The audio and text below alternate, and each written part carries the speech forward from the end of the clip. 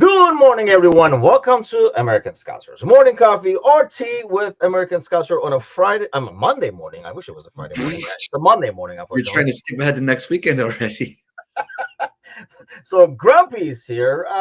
He's just here by contract because it is Monday over here. Good weekend overall. 3 points closer.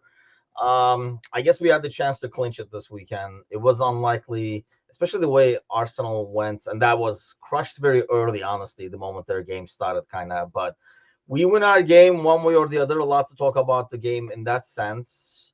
How you feeling there, Prince?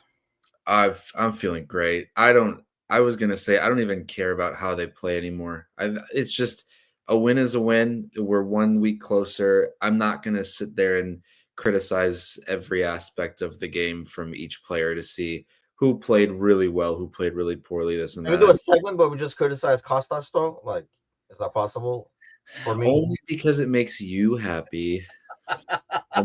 I'll do whatever makes you happy, so we can keep that. But Yeah, I mean, it's hard to honestly. It wasn't even a badly, poorly played game. It was just poor finishing and could not, post and stuff like that. Which, mind you, they hit the post too. But the Mo ended up doing the ding dong between like the two posts and stuff like that. So, I mean, I thought overall, if you didn't look at we won games 2-0, 3-0, having played worse, I thought, than we did yesterday. yeah, and here's the thing too. How many times over the last several years have we seen City have a rough slump of games, so to speak, but they kept getting results, and all that we would say is, look at that machine. Doesn't matter how poorly they play, they still get the results.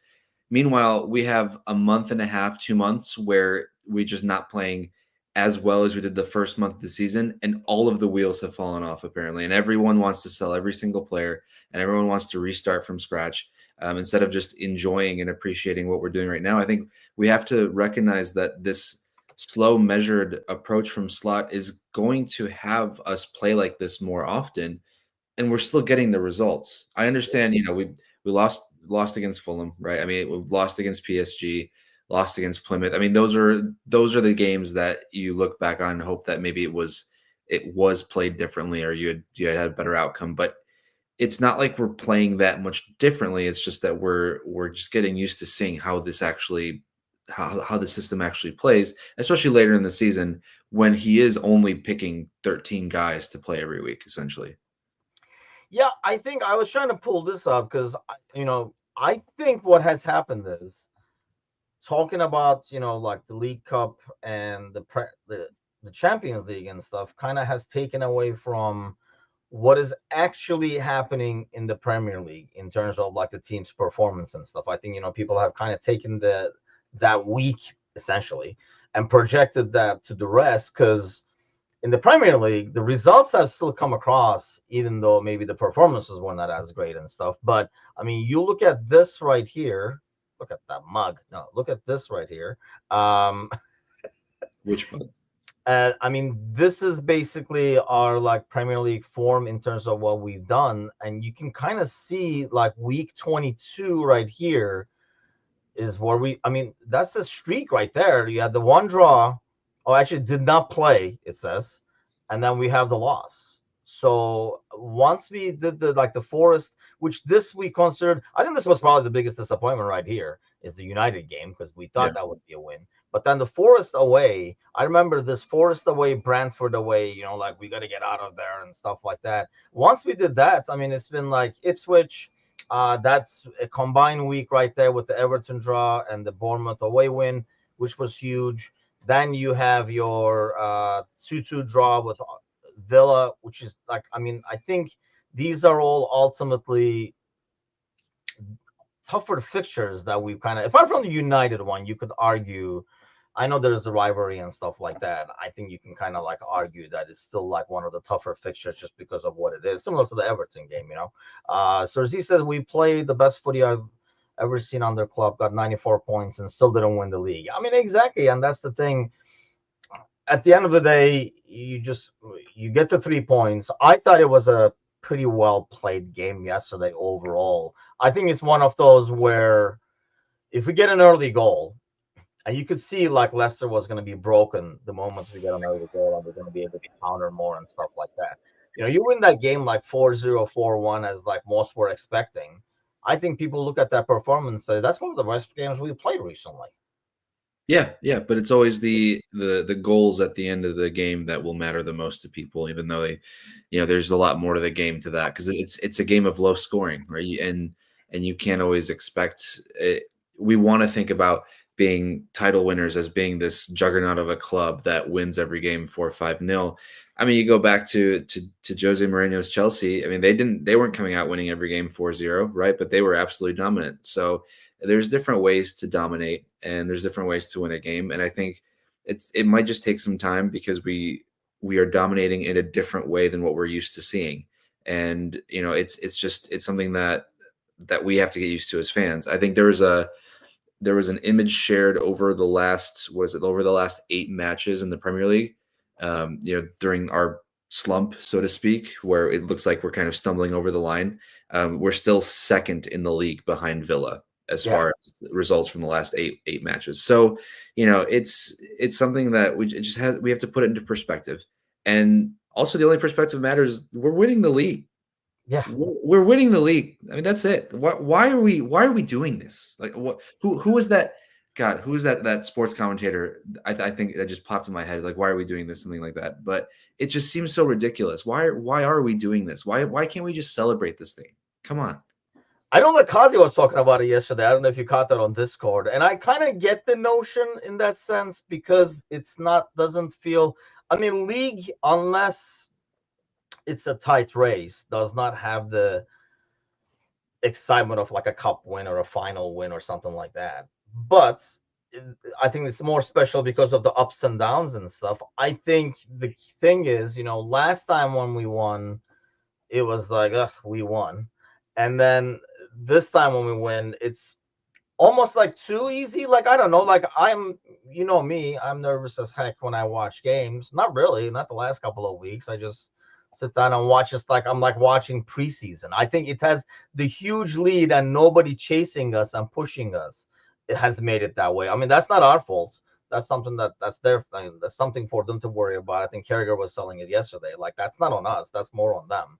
So I feel like that's what it is, though. Like, people are nitpicking because people are, sometimes never happy. Let's face it. And then the fact that it has come almost like looks like too easy.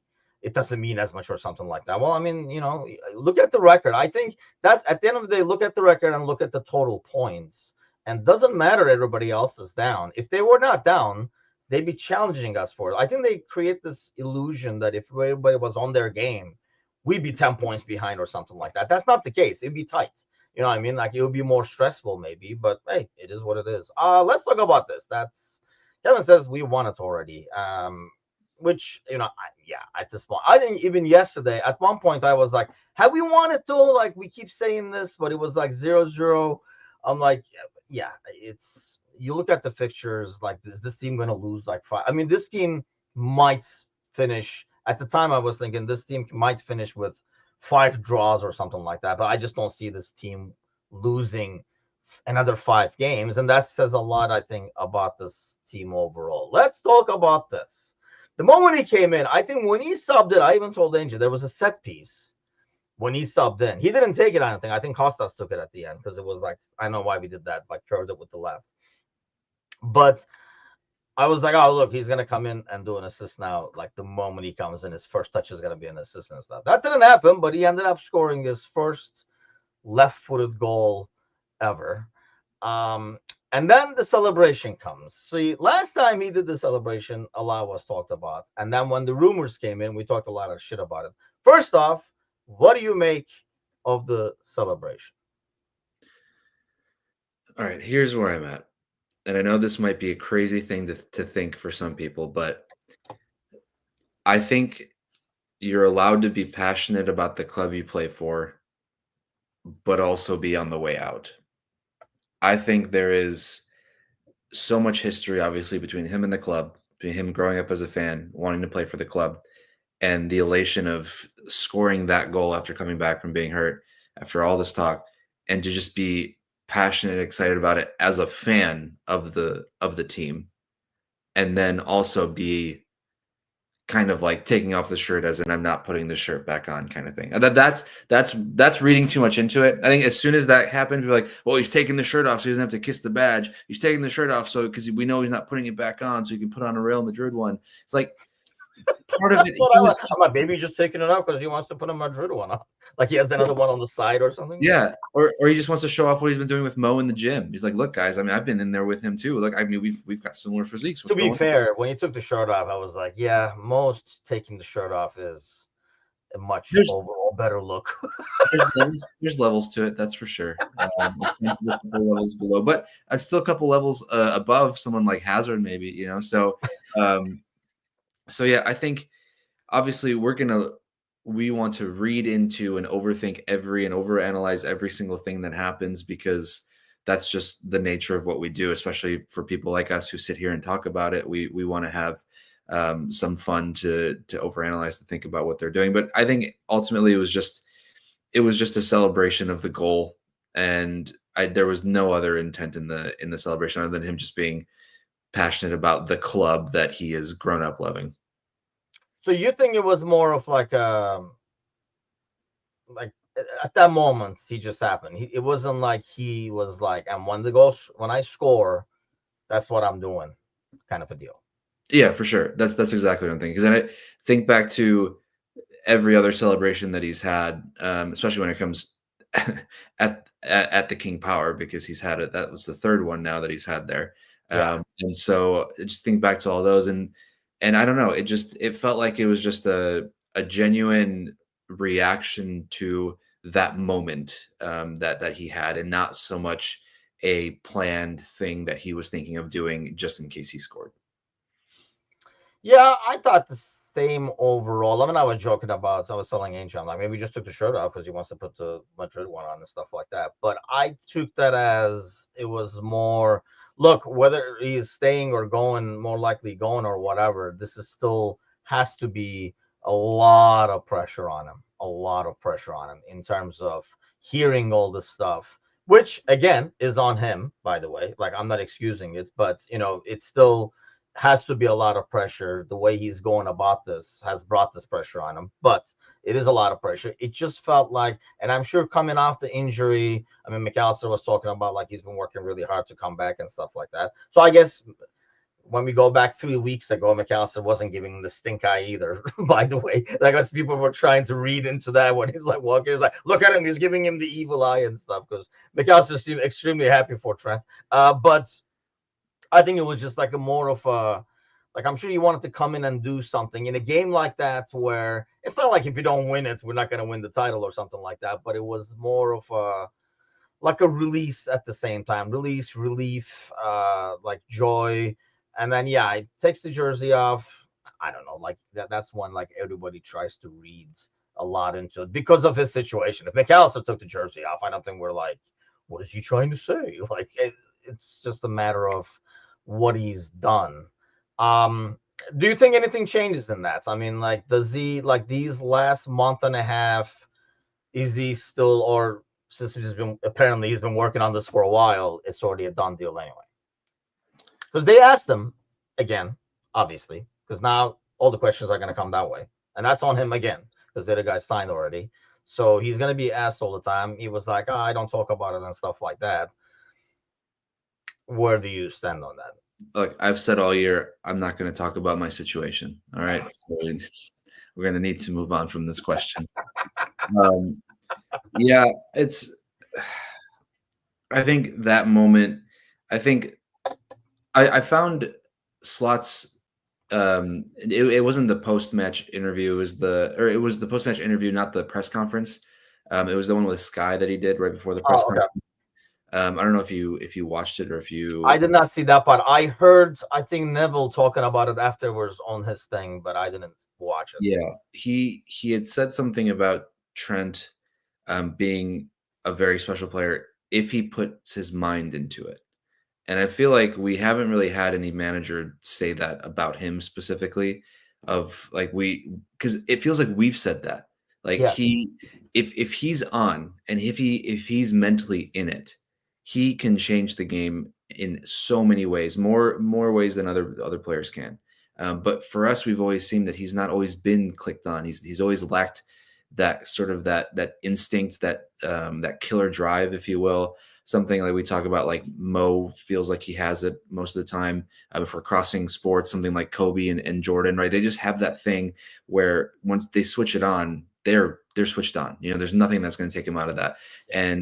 And Slot saying that, if he puts his mind into it, I think it's a big thing to say from a manager about a player that we've regarded as being one of the best at his position for many years, and one of the best to have probably wear the kit at the end of the day.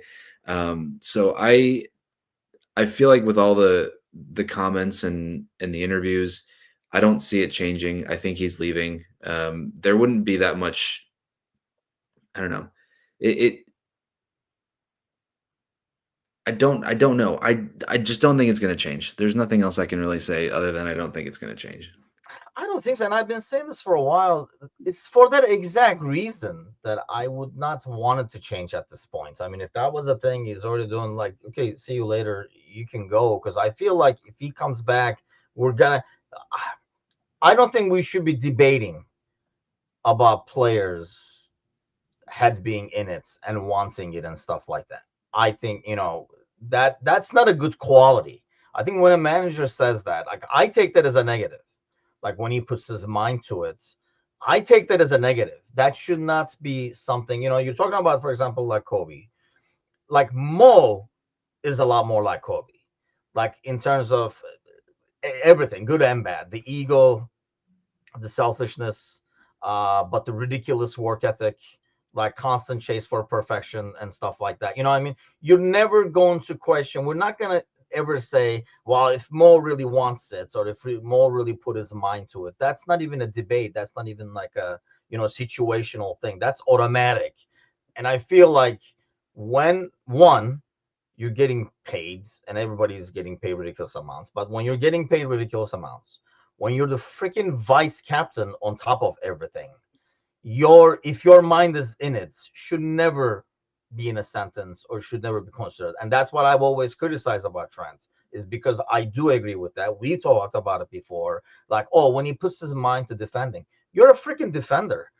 I feel like he's that guy that's, I don't know, a lot of other examples, if you go with like NBA and Kobe and stuff, there's a lot of guys with talents, but kind of like, more like do it for the game and stuff, but don't have the discipline to kind of go, I don't know, like Tracy McGrady or somebody like that. You know what I mean? Like might be more talented, but never really puts in the work behind the scenes and stuff like that, or the discipline to be able to like succeed. So I don't know if I would want him to come back in week 3. We're talking about him not tracking back and saying like, oh, his mind wasn't in it, or I should have just gone to Madrid and stuff. Because like I've been saying it for the last couple of weeks, especially, and you can kind of see it where that invisible shield of protection, it's gone now when he comes back and signs. He's just going to be a player.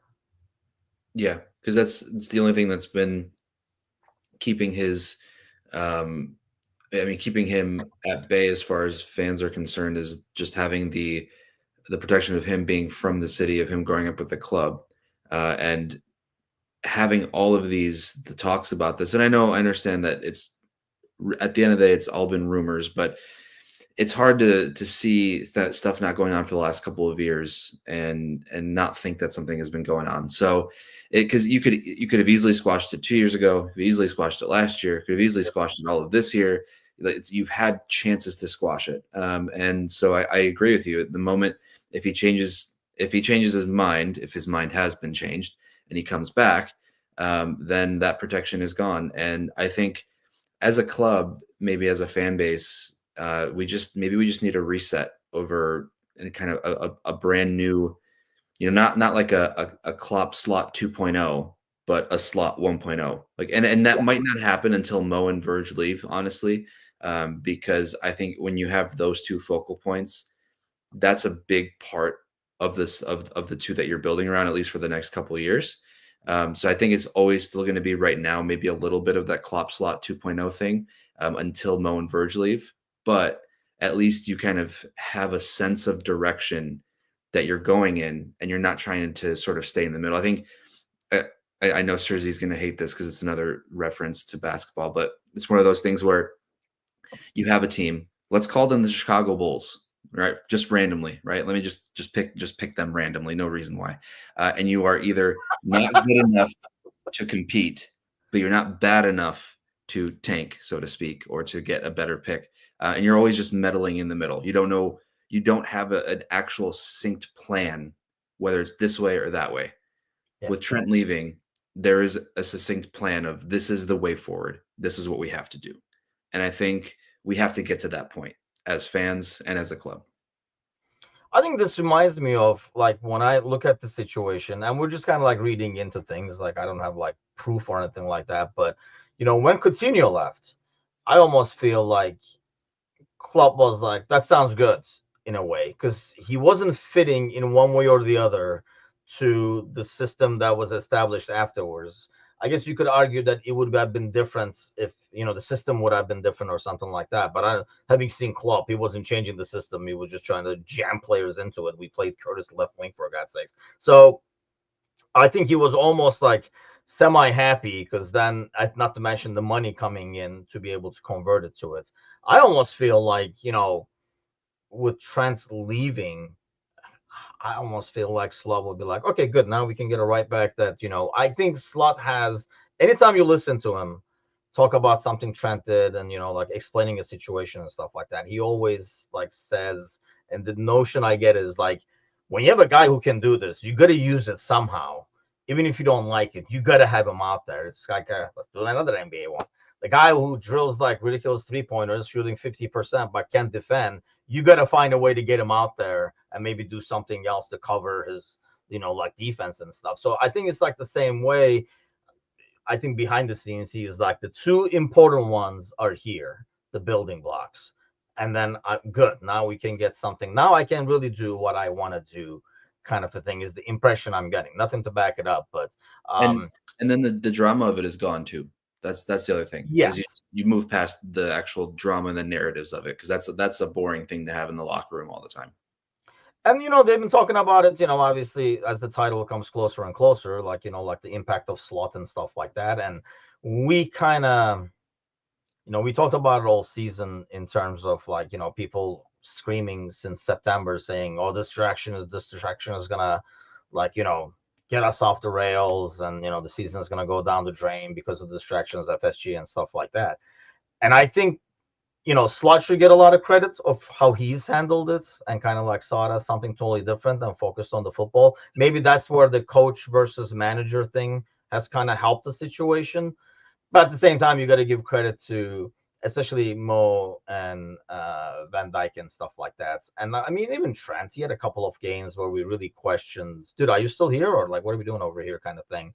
But I mean, if it wasn't a contract situation, we would just take it as a stinker out there. We wouldn't, try to tie it to the contract situation and stuff like that. If I don't know, like if Gravenberg goes out there and like stinks it up, and we're like, oh, tired legs, and he's beat and stuff like that. When Trent did it, we kind of like tried to tie it to the contracts. But I think Slot has done exceptionally well dealing with that headache throughout the season, because it was a question every single week that he gave the same answer to every single week. But so he says that's why FSG broke their own rules to keep.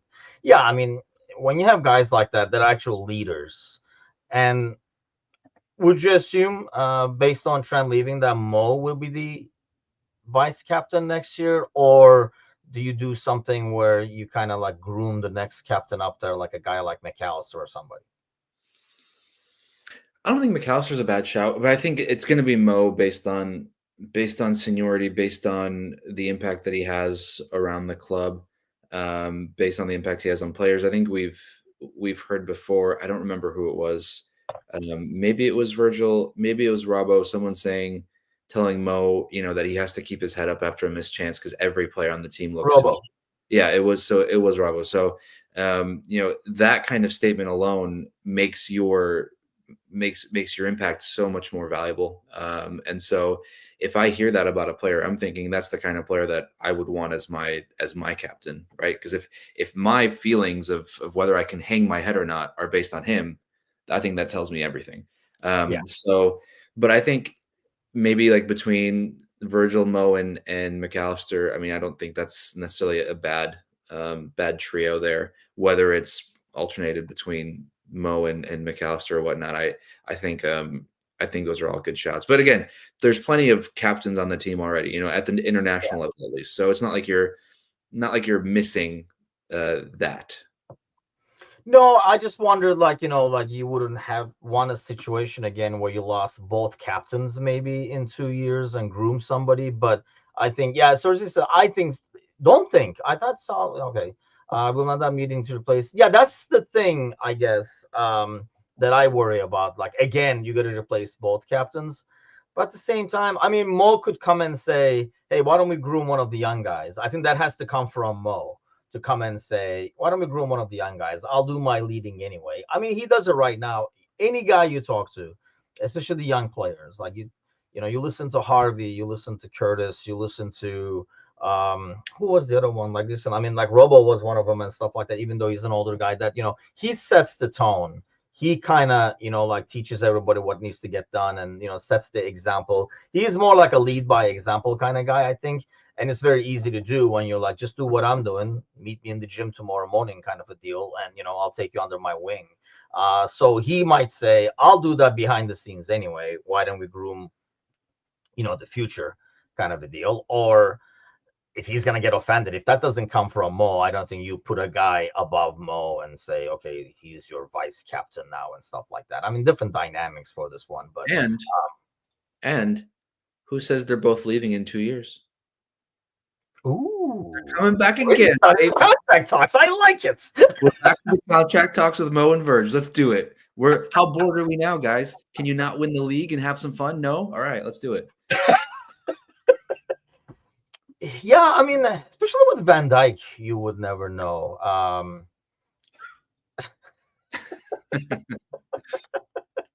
Yeah, that was like a weird thing overall. But I mean, yeah, I don't know. Actually, like I can see Van Dyke more than anything else. Maybe like doing it one more year or something like that if we're on like a ridiculous run.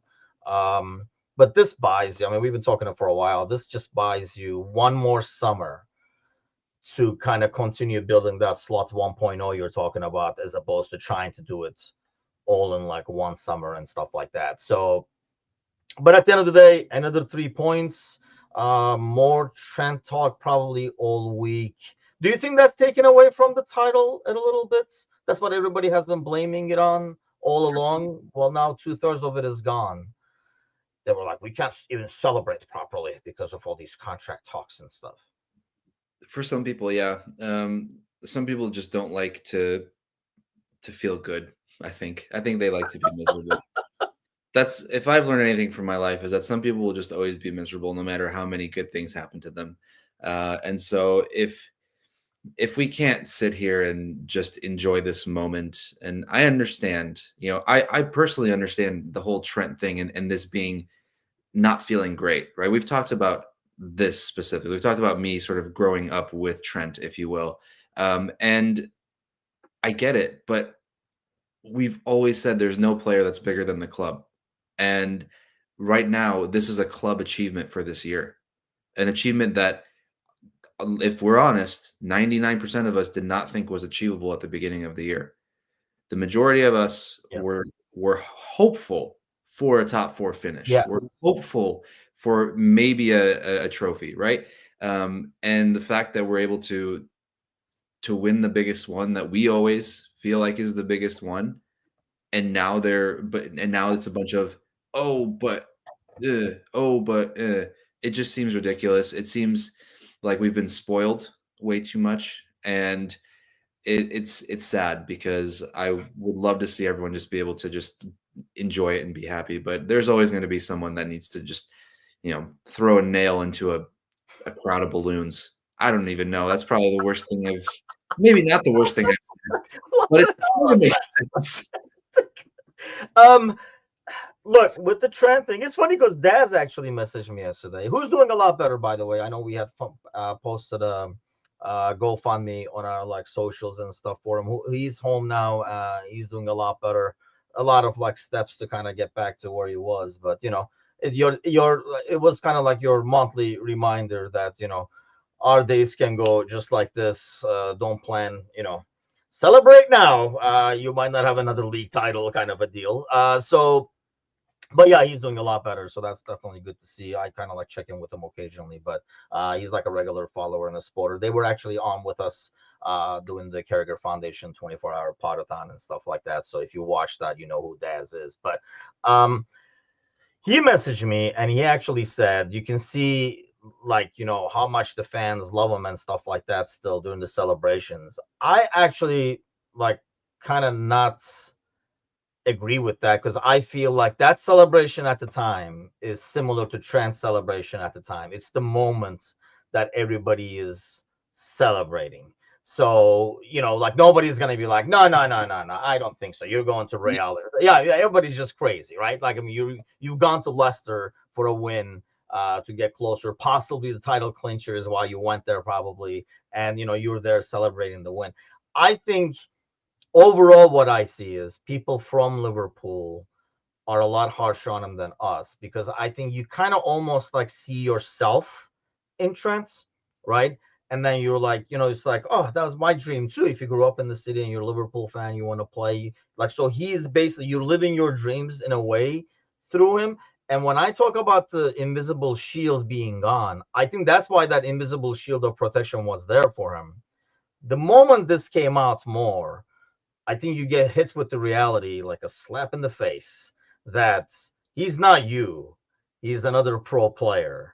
And you get hit with it. So even if he does come back, you already had that slap in the face and you were woken up from your dream. Now you realize that he's another professional player, just happens to be born in the same city as the club and you, kind of a deal. And I think that's why he's being judged a lot more harshly with people over there than I think people outside. Yeah, absolutely. I think that's what we said a couple weeks ago too, is that when if you had the opportunity to be in his shoes and to have that those moments for the club that you grew up loving and supporting, you wouldn't turn that down for the world. But just like with anything, what I always say is we always talk a big game as people, just as human beings in general. We will say that we would have done this, we would have done this. Oh, if I was in that situation, I would have done this. But we truly don't ever know what we would do until we're in that situation. How many times have we read about sort of like the bystander effect, right? Something happens, a lot of people are standing around, no one's really helping, not doing anything because everyone's frozen, and you're sitting there on Facebook commenting, "Well, if that was me, I would have ripped my shirt off and tried a tourniquet around his leg and saved his life." Yeah, I'm sure a lot of the same people who were there also commented that at one point in their life. We just don't know. We just don't know what we do until we're in that situation. And obviously, that's a much more dramatic situation than the comparison that we're making. But I feel very strongly about that. That we love to say something, but we really don't know what we do until we're in it. Yeah, I mean, especially in something like this. But as much as I agree with that, I don't know, man. I guess it's hard, but I think you would have been smarter in terms of how you handle it, wouldn't you? You I could would have, like to think I would have been smarter, but I can't guarantee. You know me. I probably would have said some dumb shit. or you'd be like a little bit of both. Like, would it Yeah, be a little bit of Liverpool, a little bit of Real I Madrid? could go to Real. I could stay. It could be one or the other. Yeah, if it was you, it would be that. A bit of both. Every press conference, you're gonna be like, a bit of both.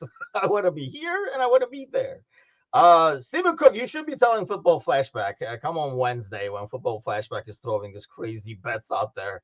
$5 on Trent to be the first goal scorer on DraftKings, and 125. I mean, I hope it wasn't the jersey because that 125 can barely cover the cost of the replacement jersey. Hope it was just a cheap T-shirt you ended up tearing off. But yeah, it was odd. It's just perfect. That's why we love this game. It was like a perfect drama, right? Like in terms of you knew something was gonna happen when he came in. Yeah, it one way or the other. Like it was either going to be a disastrous mistake on one end, or he is going to be part of something absolutely special on the other end. And thankfully, we got the latter, not the former. Yeah, you sometimes you just get that feeling, and that's what we had there. It was, and it's going to be. Yeah, I think in the grand scheme of things, it's not going to be remembered as the game that won us the title or anything. Like we won't look back on it like we did.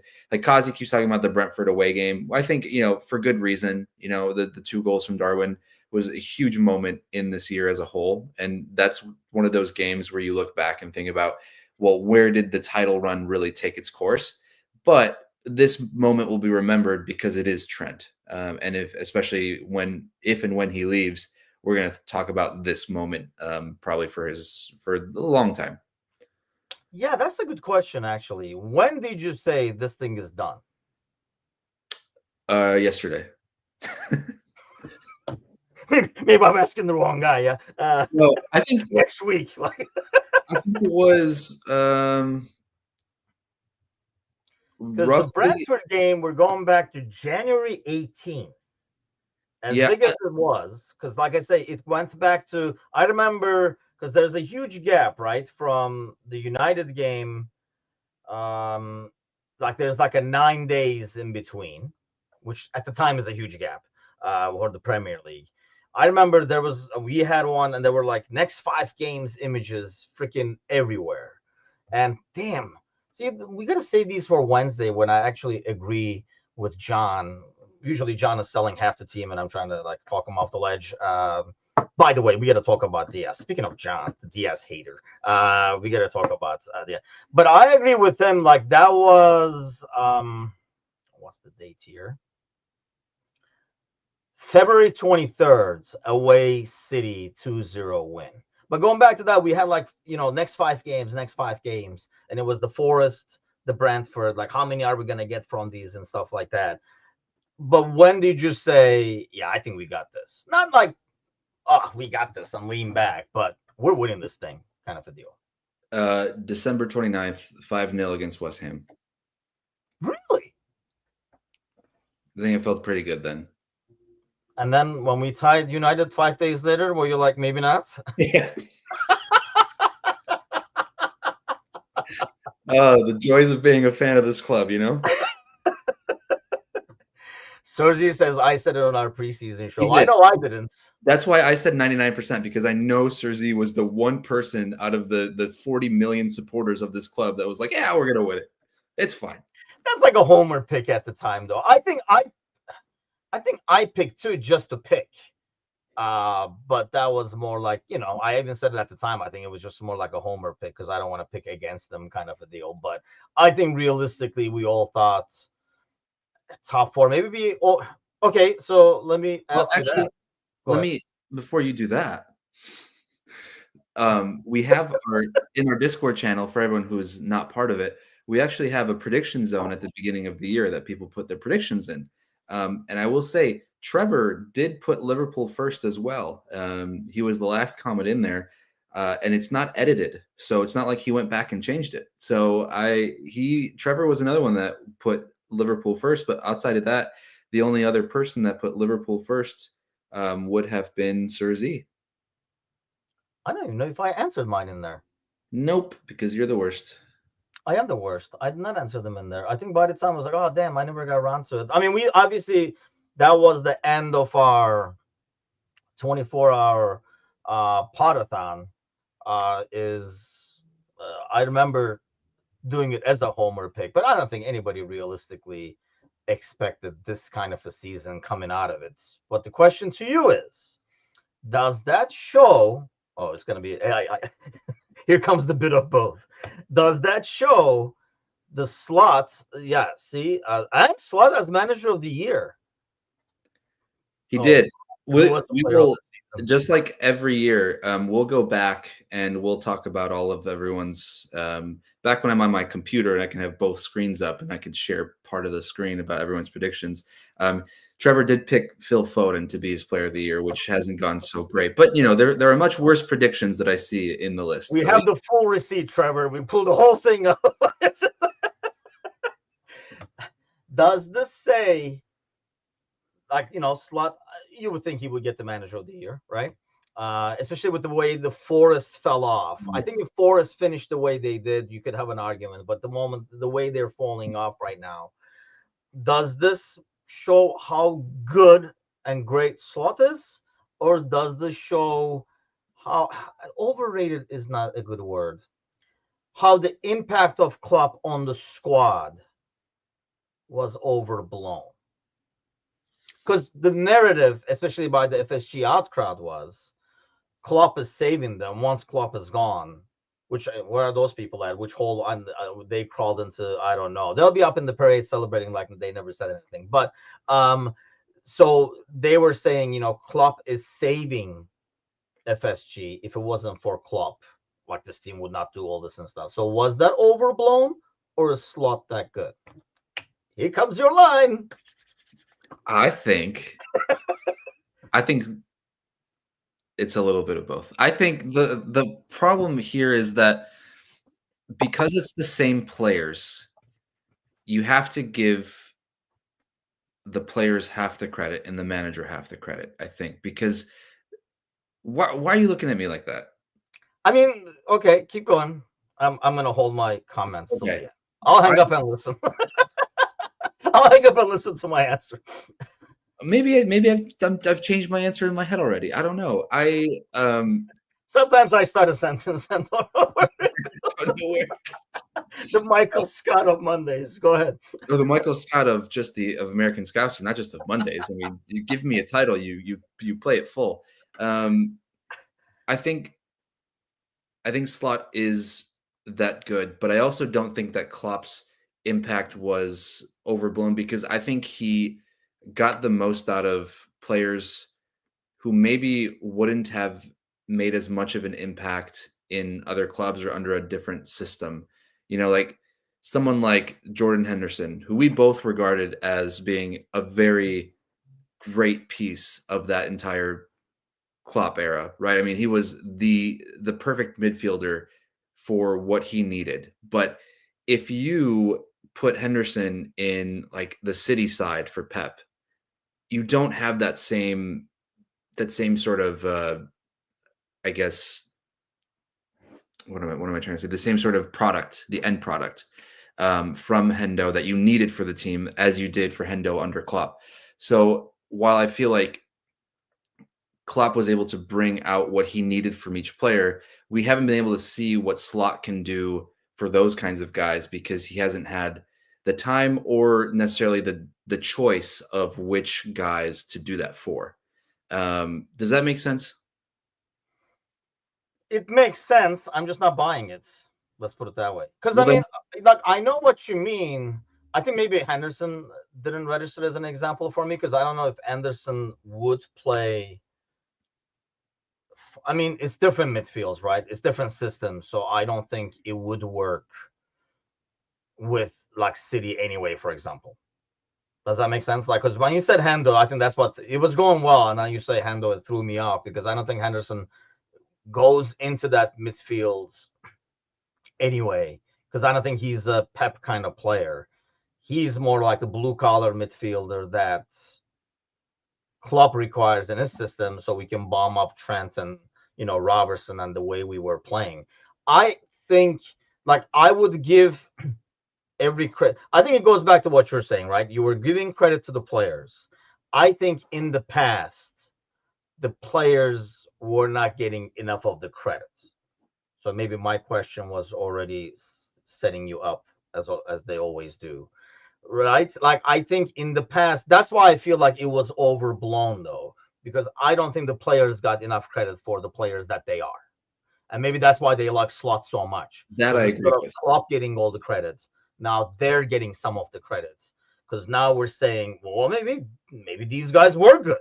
Like they always made it sound like because I think it was I blame the mainly the FSG out crowd that like Klopp had some scrubs out there that he was like they're like competing for titles with and stuff. I mean, we have some of the best players in the world, and I think they never got the credits. All the credit went to Klopp. That's why I feel like it was overblown.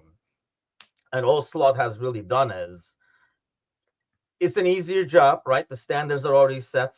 So you're not setting standards, you're just keeping standards.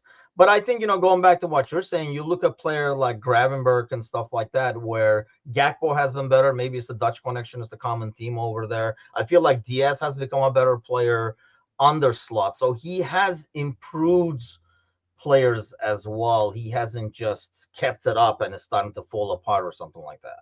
Yeah, I agree. And so he's maybe being able to take other parts of players and make those parts better than what Klopp couldn't get out of, right? So you have certain players like Gravenberch and supposed like that. Maybe you have them do a slightly different things to get more out of them, because the system will maybe allow for them to do something different too.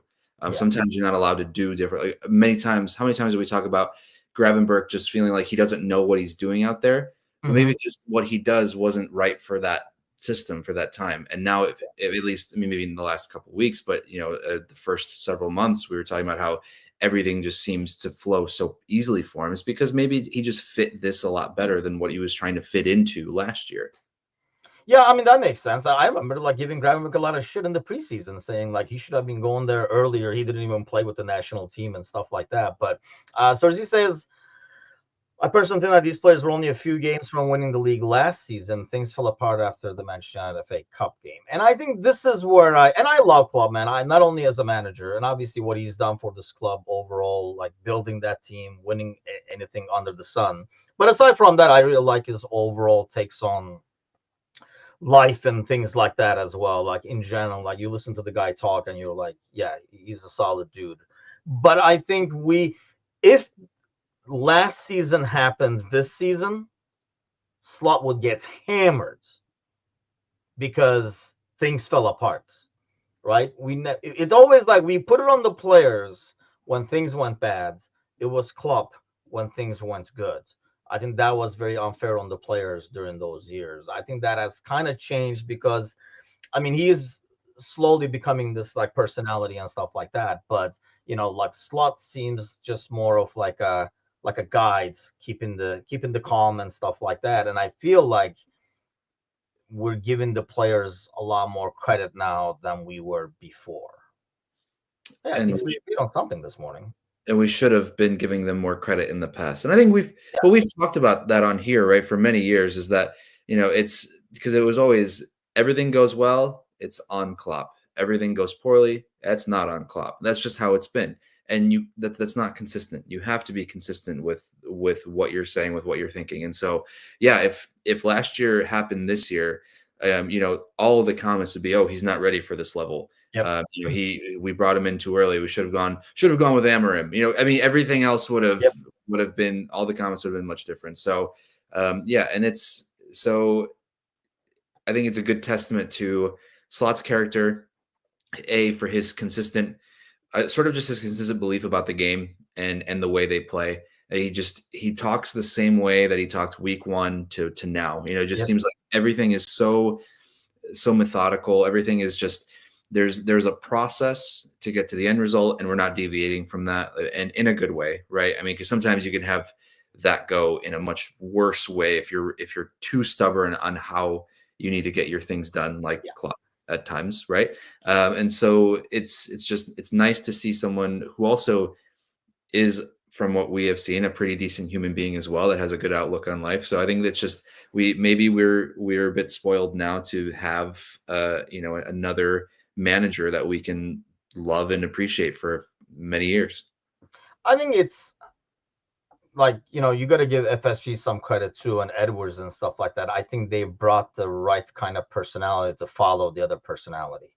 Like Mm-hmm. you don't want to bring another like this team needs that. That's now like maybe that team needed a person like Klopp to become the team it was, but now to carry on the next ways, this is the kind of guy we need, kind of a thing. Because I think you bring a total different personality, and credit to him, he probably knew he's like, I can't be that guy anyway. I mean, like you see some people are like, yeah, I can't just be like, I just not me, kind of a deal. So that kind of forces him to be himself because that the other personality that is like way out there. He never tried to be like Klopp, and I think it's kind of good. And I think it's like a refreshing change if your boss is changing, whereas the new guy comes in, he's trying to be like the old guy.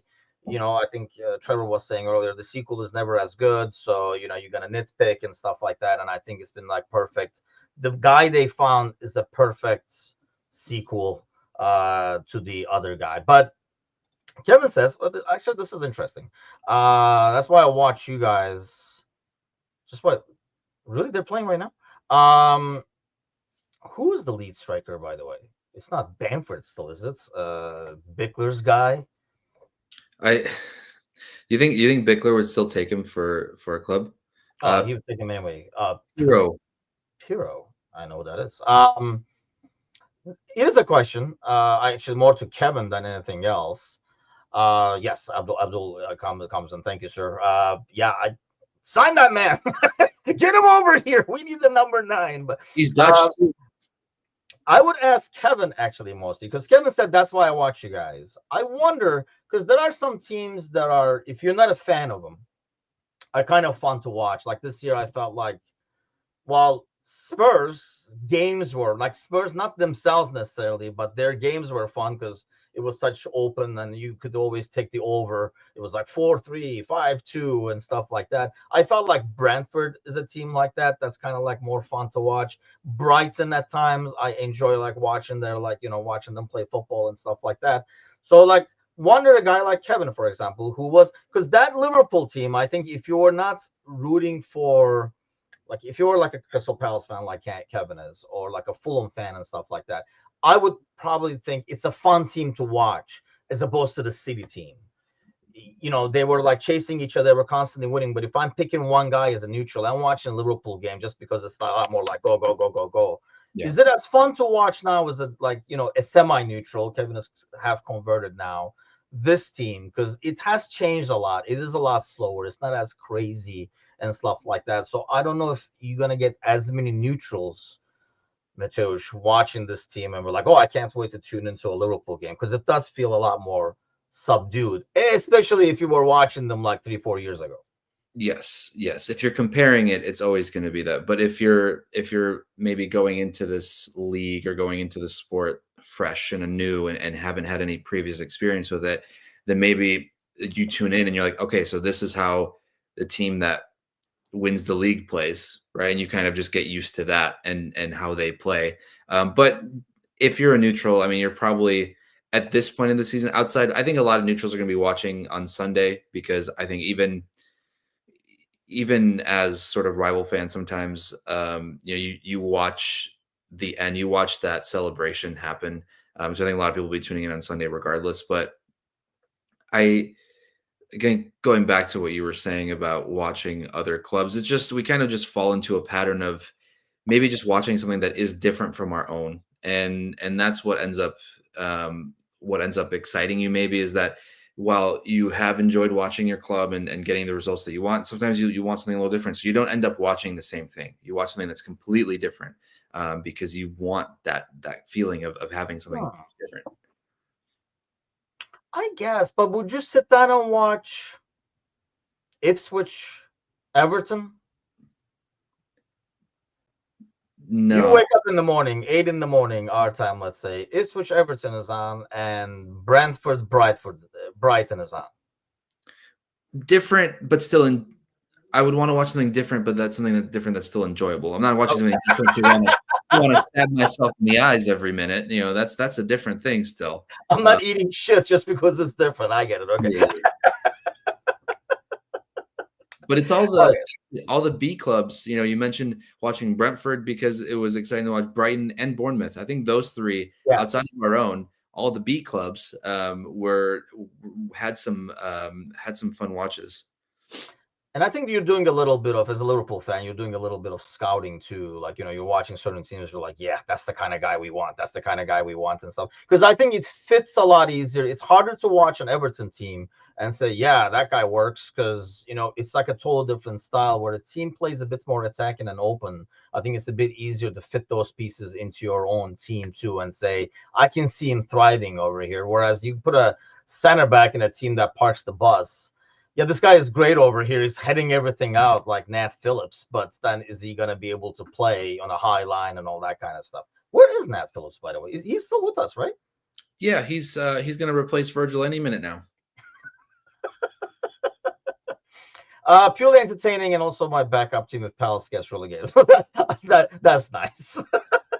I don't know, like that's another topic. Probably we'll talk like a lot in the off season too. But 2 years in a row, what comes up must go down is what has happened, and is the gap getting too big between the Premier League and the Championship, where like people like Kevin with Crystal Palace are like, you know what, we're good because whoever is coming is going to struggle. Because I think the team coming up really has to spend first has to roll the dice and believe in what they're doing, and then better get what you're rolling for. Otherwise, it's like then you're going down all the way probably. But yeah, it's kind of concerning to me seeing. I mean, I guess we don't care as much. That's not like we're not United worrying about relegation or anything. But like seeing teams come up and go right down. I You don't have know. to care because that's the whole spirit of the league. That's the whole point of having promotion relegation is that you have the chance for these clubs to come up and then make an impact in this league and be able to shake things up. And if consistently it's just yo-yoing between the same three teams back and forth, then you're understanding that your gap is getting bigger and bigger. And then what's the point of having promotion relegation? Like you're close in that dangerous territory of just making it a closed league where there's no longer promotion relegation, because what's the point if they're only going to go down? Yeah. And then, you'll easily get the owners sign on into that, because if they don't have any risk to lose money at the end of the year, especially for the owners of, let's say, Crystal Palace, of Wolves, teams that are perennially sort of in that, maybe that bubble, but not always there. If they have the option where they sign on and maybe it's a closed league, you're in the Premier League, that's done, they're going to sign that every time because Yeah. they didn't want to worry about having the financial loss that comes with relegation. So there has to be something that changes. I don't know what that thing is going to be, but I think it's just the investment of money overall that is furthering the gap. But you could also argue at the same time, there's been a lot more investment in the lower leagues that maybe that it'll catch up a little bit because there's a lot more investment now. Like you're having guys like Tom Brady invest a bunch of money in Birmingham City, right? I mean, not necessarily meaning that they're playing well, but if you have money that you have from other places, and these owners, these new owners aren't just looking at top level teams and in the top leagues, they're looking at clubs in the championship, in League One, in League Two, to kind of give them that cash to be part of that. So maybe it'll just take a couple years to correct itself as far as the investment goes. But it is a worrying thing if we continue to see this pattern. Yeah, I mean, I can understand the investment part because I think you get maybe some owners that are a bit more able to handle that risk that I was talking about. Like you coming up to the Premier League and you kind of take one more step and invest and hope for the best kind of thing. Because I think that's kind of, but the issue is, I mean, you've seen like Forest, for example, right? When they sign like 40, 50 guys and then like, like spend the money and stuff like that. But it takes time to work, especially unless you're getting like established Premier League players, which is a lot of money. So it's kind of like a vicious cycle. Let's hope that's not the case. I mean, I hope you're right and it slowly catches up because I mean, I think that's another reason like the season overall to the neutral is kind of like a dud because the top is determined, the bottom is. I mean, like a month and a half to go. It feels like. Well, I mean, for us, it could be ending next week, but it feels like it's ending in a week. But it's like another like freaking month to go after that, and there's like the top is done, the bottom is done. Who's going to be fifth? Only gets so exciting to the neutral. I mean, like, oh, great, you guys are going to go to Champions League and make money. It's not as like season determining and stuff like that. So, Alderoy, thanks, man. Hit the like, subscribe, as yes, I don't say it enough. So thanks, Abdul for like chipping in and reminding, man, because I don't say it enough. Just hit the like, comment, and do the sharing. Because I don't say it. Somebody's gonna do it for God's sakes. But thanks for joining us this morning. Steven says the Forest prediction was more wishful thinking than prediction, if we're being honest. Yeah, I think. Yeah, that's like an interesting ordeal. I did not realize they had fallen off that far. I looked at the standings yesterday and I was like, whoa, they're like kind of falling off. But yeah, we'll probably talk throughout the week and see where we're going to be with the panel. I would like to see what their prediction for the top five is now, because it looks like it changes every week too. Because I mean, they're so tight over there. There's like 1 point, 2 point, and stuff like that. But it is Monday. It's grooming day for the Prince. Who's getting groomed? Are you getting groomed? Wow. Does it look like I needed? Oh, I'm sorry. The moment I said it, I was like, probably shouldn't have said it. No, the dog is getting groomed today. The dog is getting groomed. Wow. couple of. We don't need any American Oh, we players. don't. So, no, not really. No, we No, don't. we don't. Sorry.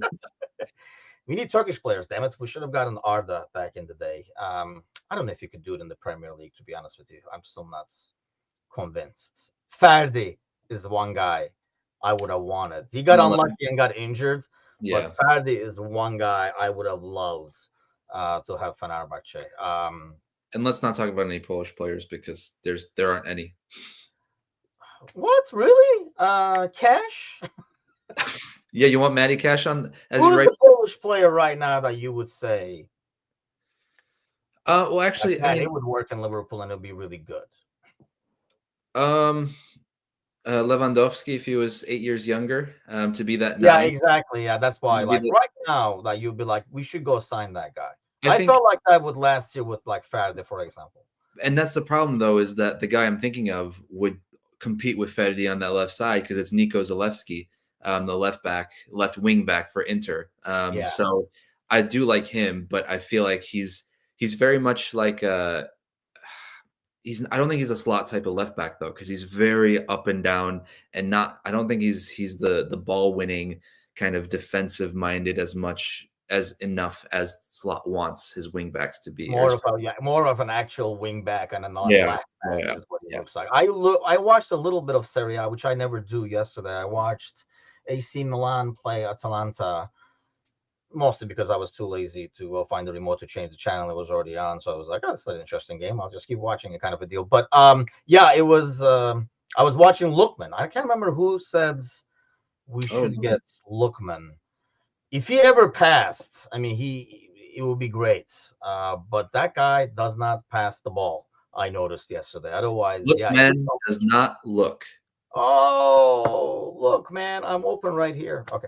Uh on that note, yes, Polish hardworking players, Turkish players are. Hardworking and heart only gets you so far. You need to have skills too. Yeah, I guess, right. Hard work, it only gets so far. I don't know. I feel like Kenan Yıldız is another great player that I wouldn't mind from like Juventus. Yıldız, But I don't think he's good enough, for example, for the Premier League or to play for Liverpool.